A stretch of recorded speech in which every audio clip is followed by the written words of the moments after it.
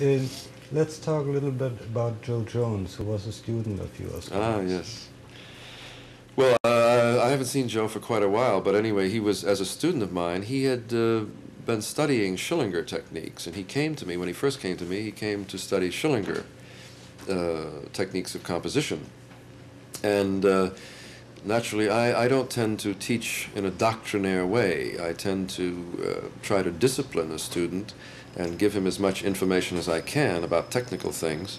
But by that time, which was maybe 10 or 12 years ago, I can't remember now, but Joe was not particularly interested in studying strict 12-tone technique, and I hadn't written 12-tone music since 1952.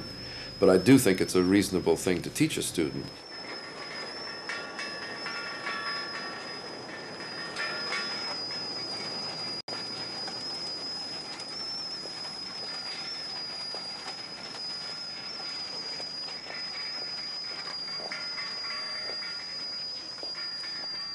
Joe was very brilliant and very energetic, and he used to live on Canal Street here in New York. And Canal Street is where they have all this old surplus equipment.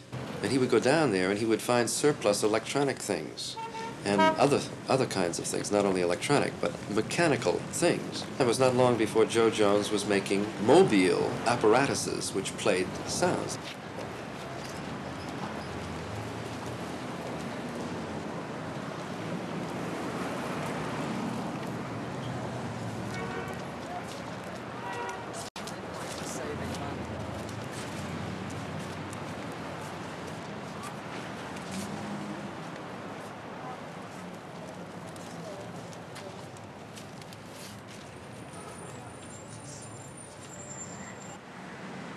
Well, first I talked to him about some of my early sketches that I never myself realized.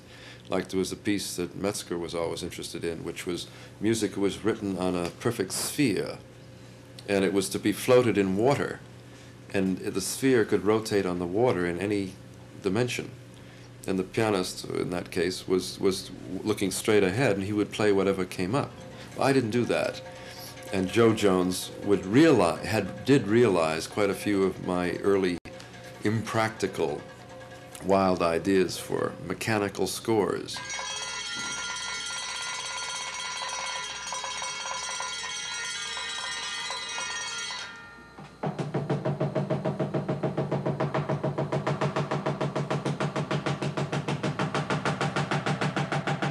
He wrote a quartet once, in which the score was a disc and mounted on 4 music stands, and the disc could electrically revolve at different speeds.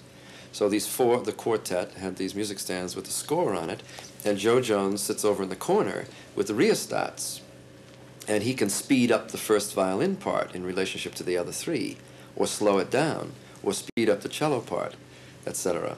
I mean, he was ingenious, mechanically minded like that, and came up with a lot of things of interest to that. But more than that, he moved out almost immediately into a kind of theater or sculptural world, and he had shows up on 57th Street as a sonic sculptor, or as a sculptural composer or whatever.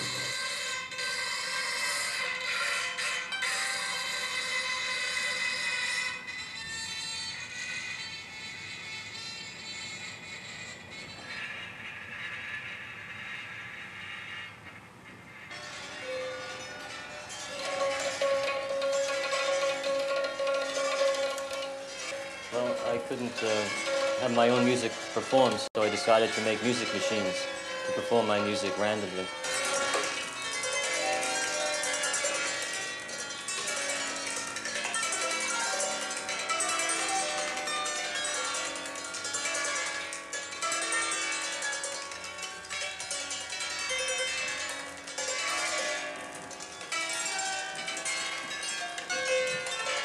I did this piece for Christmas last year. It was my Christmas tree, which I had. 1970. Yes, and I had it in the window, and you could play it by pressing those bell buttons outside on the door. So each doorbell played its instrument, so people were playing it from the street. Even if I wasn't here, they could play it.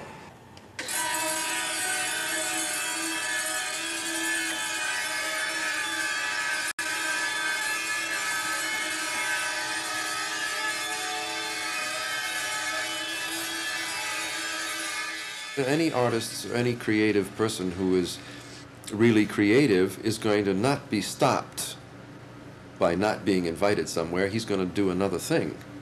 And that's where live electronic music came up in this country very much, because the facilities, the complicated, expensive facilities, were not inviting the younger people.